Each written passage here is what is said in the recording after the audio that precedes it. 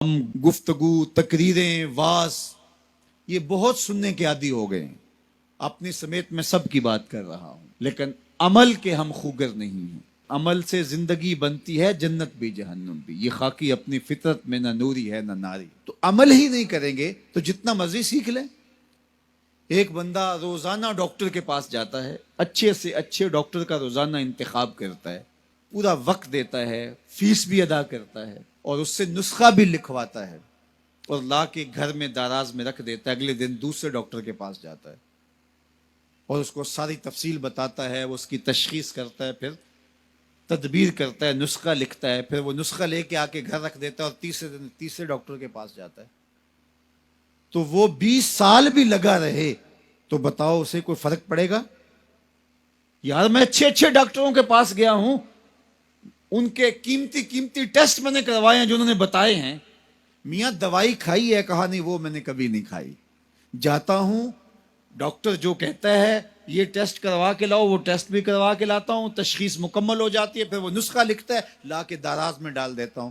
Medical store پہ کبھی نہیں گیا، دوائی خریدی نہیں، کبھی استعمال نہیں کی. روزانہ ڈاکٹر بدل لیں، لیکن اگر دوائی استعمال نہیں کریں گے تو کس طرح صحت پر کچھ اثر پڑ سکتا ہے؟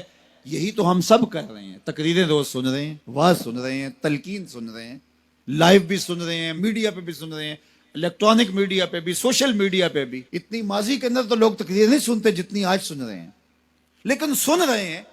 جس طرح ڈاکٹر سے دوا لکھوا لی اور لا کے دراز میں ڈال دی، یہ ساری چیزیں ہم سن رہے ہیں لیکن کبھی عمل کی طرف نہیں گئے. تو زندگی 20 سال جس طرح پہلے تھی آج بھی اسی طرح ہے، اور پوری امت کا یہ مزاج بن گیا ہے. لہٰذا امت جہاں 70 سال پہلے کھڑی تھی آج بھی وہاں کھڑی ہے، اس لیے کہ ہم نسخے اچھے اچھے لکھواتے ہیں لیکن کبھی عمل نہیں کیا. اگر عمل کے خوگر بن جائیں تو ہماری زندگی بدل جائے اور یہ امت مسلمہ جو پستیوں کا شکار ہے یہ عروج اور بانکپن کا نور پا جائے. تو عمل کے خوگر ہم اپنے آپ کو بنائیں. ہمارا صرف سماعت کی حد تک دین ہے. وہ ایک غیر مسلم نے اسلام قبول کر لیا، نوجوان تھا. تو ایک دن دوستوں کے ساتھ، جو اس کے مسلمان دوست تھے، کہیں کسی جگہ پہ گیا تو نماز کا وقت ہو گیا. تو لوگ گئے، جتنے بھی لوگ تھے انہوں نے جلدی جلدی نماز پڑھی جس طرح ہم پڑھتے ہیں، اور پڑھ کے آ کے وہ کھانے کی ٹیبل پہ بیٹھ گئے اور اس دوست کا انتظار کر رہے ہیں جو نو مسلم تھا. وہ آ نہیں رہا. آدھا گھنٹہ لگ گیا. آدھے گھنٹے کے بعد آیا تو سارے کوسنے لگے، تو نے اتنا وقت لگا دیا. تو وہ رو پڑا.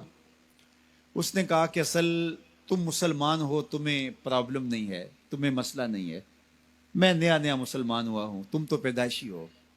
وہ جو میں نے نماز کا سنا ہے کہ بالکل اپنے آپ کو حاضر کرنا ہے اور اس طرح ہاتھ اٹھانے ہیں، پھر کعبۃ اللہ کا تصور کرنا ہے، اور پھر پوری طرح سے جو خیال وسوسے آئے ہیں ان کو جھٹکنا ہے، یکسو ہونا ہے، پھر تصور کر کے ہاتھ باندھنے. تو مجھے اس پر کچھ وقت لگ جاتا ہے اور اس لیے لیٹ ہو گئی. اور تم تو ماشاءاللہ پیدائشی مسلمان ہو، تمہارے لیے تو یہ مسئلہ کوئی نہیں، تم تو ایسے جاتے ہو، کھڑے ہو جاتے ہو. تو میں نیا نیا مسلمان ہوا ہوں تو میرے لیے 15-20 منٹ تو اس کام پہ لگتے ہیں. تو وہ بیچارے بڑے شرمندے ہوئے کہ ہم تو نماز بھی پڑھ رہے ہوتے ہیں اور دکان کا سودا بھی بیچ رہے ہوتے ہیں.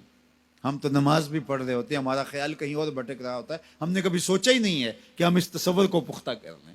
اس نے بھولے انداز سے کہا اور وہ سچے دل سے کہہ رہا تھا، تم پیدائشی مسلمان ہو، تمہیں تو مسئلہ ہی کوئی نہیں ہے، جاتے ہو یوں کھڑے ہو جاتے ہو، لیکن مجھے 10 منٹ 15 منٹ لگتے ہیں کعبۃ اللہ کا تصور سامنے لاتے ہوئے، خیالات کو جھٹکتے ہوئے. یہ پریکٹس ہے اسلام کی. ہم صرف رسمی مسلمان ہیں.